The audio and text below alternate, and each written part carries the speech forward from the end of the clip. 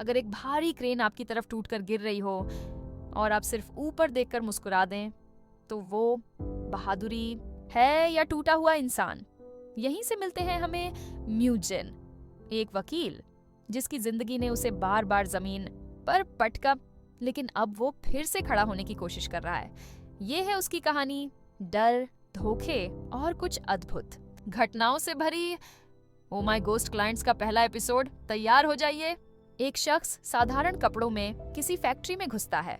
यह म्यूजिन है, एक लेबर लॉयर जो मजदूरों के अधिकारों की रक्षा करता है। फैक्ट्री में कदम रखते ही उसे कुछ अजीब सा लगता है। सेफ्टी के कोई नियम पालन में नहीं है। तभी वो एक वर्कर को गंभीर हादसे से बचा लेता है। म्यूजिन सीधा फैक्ट्री हेड से भिड़ जाता है, लेकिन हेड को तो ये तक नहीं पता कि ये आदमी है कौन। म्यूजिन मुस्कुराता है और कहता है, मैं वो हूँ जो आपकी लापरवाही की कीमत गिन सकता है। जैसे जैसे मामला बढ़ता है, मजदूर इकट्ठा होने लगते हैं। माहौल गर्म है। तभी ऊपर की क्रेन से भारी धातु का ढेर टूटकर म्यूजिन की तरफ गिरता है। वो बस ऊपर देखता है, कोई डर नहीं, कोई हरकत नहीं। जैसे वो कह रहा हो, चलो आजमाओ किस्मत, मैं तैयार हूँ। अब फ्लैशबैक में चलते हैं। म्यूजिन एक बड़ी लॉ फर्म में काम करता था 10 साल से, लेकिन एक दिन अचानक वो इस्तीफा दे देता है। वजह, उसका प्लान है क्रिप्टो बिजनेस में अपने दोस्त के साथ जाना। अपनी सारी सेविंग्स, बोनस, सब कुछ लगाकर वो नए सफर पर निकल पड़ता है। लेकिन कुछ महीनों बाद ही उसका दोस्त एक एक्सीडेंट में चल बसता है। अब म्यूजिन बेरोजगार है, अकेला है और टूट चुका है। फ्यूनरल में एक पुराना दोस्त सलाह देता है, तू लेबर लॉयर क्यों नहीं बनता? पहले तो म्यूजिन हंस देता है, लेकिन जब बीवी छोड़ जाती है, बैंक कर्ज के लिए धमकाने लगता है, तो उसके पास कुछ नहीं बचता। वो पढ़ाई करता है, एग्जाम पास करता है, लेकिन किस्मत फिर जर घोल देती है। वो दोस्त जो उसे वापसी का वादा करता है, खुद ही नौकरी से निकाल दिया जाता है। एक रात म्यूजिन अपने पुराने दोस्त के साथ बार में बैठा है, दोनों नशे में धुत। दोस्त पास की एक मूर्ति पर उल्टी कर देता है। म्यूजिन शर्मिंदा होकर माफी मांगता है और नशे में ही अपना विजिटिंग कार्ड उस मूर्ति पर छोड़ देता है। उसे क्या पता यही कार्ड उसकी किस्मत बदलने वाला है। लाइसेंस मिलने के बाद म्यूजिन अपनी भाभी नाहीजू के साथ छोटा सा ऑफिस खोलता है, लेकिन सच्चाई ये है कि कोई क्लाइंट नहीं आता, किराया चढ़ने लगता है। म्यूजिन इतना कंगाल हो गया है कि कॉफी तक नहीं खरीद सकता। एक आदमी आग में जलता हुआ दरवाजा पीट रहा है, मदद के लिए चिल्ला रहा है।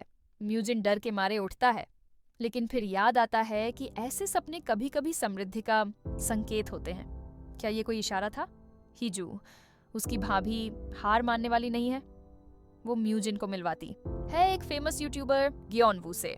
दोनों मिलकर उसे समझाते हैं, तुम कानून जानते हो, क्यों ना इसका इस्तेमाल उन फैक्ट्रियों के खिलाफ करो जो नियम तोड़ रही हैं, और साथ में पैसा भी कमाओ। शुरुआत में म्यूजिन हिचकिचाता है, लेकिन फिर वही बात, जब पेट खाली हो तो इंसान नैतिकता नहीं, रास्ता ढूंढता है। ग्योनवू वीडियो शूट करता है और हीजू म्यूजिन की असिस्टेंट बनकर एक्टिंग करती है। यहीं से उनके फर्जी केसों का सिलसिला शुरू होता है। धीरे धीरे उनका ये खेल चल पड़ता है और पैसे की बरसात होने लगती है। इतना कि जो किराया महीनों से नहीं चुका पाए थे, वो भी चुकता कर देते हैं, और साथ ही ऑफिस की शक्ल सूरत भी पूरी तरह बदल देते हैं। लेकिन म्यूजिन के दिल में कुछ खटकने लगता है। वो सोचता है, क्या ये सब कुछ बहुत जल्दी और बहुत ज्यादा नहीं हो रहा? लेकिन हीजू और ग्योनवू उसे तसल्ली देते हैं कि सब प्लान के मुताबिक है।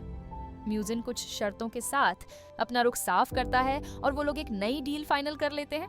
इसके बाद ग्योनवू को एक नया टारगेट मिलता है, ग्योंगीदो की एक कंपनी जिसका नाम है ताएह्योप स्टील। पिछले 5 सालों में यहाँ 4 मजदूरों की मौत हो चुकी है और मामला लापरवाही से भरा हुआ लगता है। टीम वहाँ पहुँचती है और हम पाते हैं कि यही वही कंपनी है जहाँ म्यूजिन पहली बार देखा गया था। कारखाने में प्लान सेट हो रहा है। हीजू डायरेक्टर से मीटिंग कर रही होती है और बड़ी चालाकी से उसे मानसिक रूप से ब्लैकमेल करती है, जबकि म्यूजिन फैक्ट्री के अंदर सिचुएशन तैयार कर रहा होता है। डायरेक्टर पुलिस बुलाने की धमकी देता है, लेकिन हीजू बिल्कुल भी पीछे नहीं हटती। इसी बीच एक हादसा हो जाता है और म्यूजिन उसी क्रेन दुर्घटना में फंस जाता है।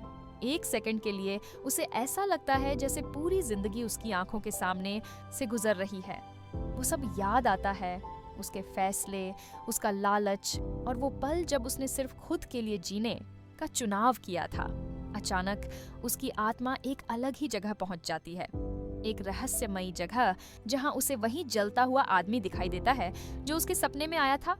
वो आदमी म्यूजिन को एक ऑफर देता है, उसे उन लोगों की आत्माओं की मदद करनी होगी जो इस फैक्ट्री जैसी लापरवाह कंपनियों के कारण मारे गए थे। शायद यही मौका है कि म्यूजिन खुद को सुधार सके।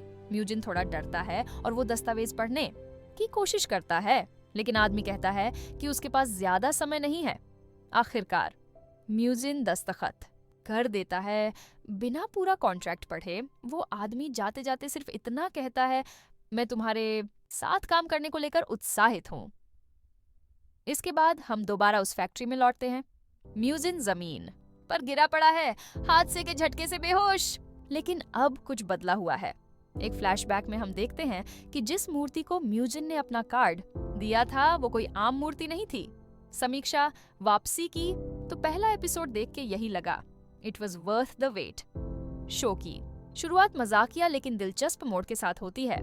कहानी धीरे धीरे एक मजबूत आधार बनाती है, एक ऐसा आधार जो आगे आने वाले अलौकिक ट्विस्ट्स के लिए जगह छोड़ता है। म्यूजिन का किरदार शुरुआत में थोड़ा स्वार्थी लगता है, लेकिन जैसे जैसे घटनाएं अनफोल्ड होती हैं वैसे वैसे आपको उसके रिडेम्पशन की झलक मिलने लगती है।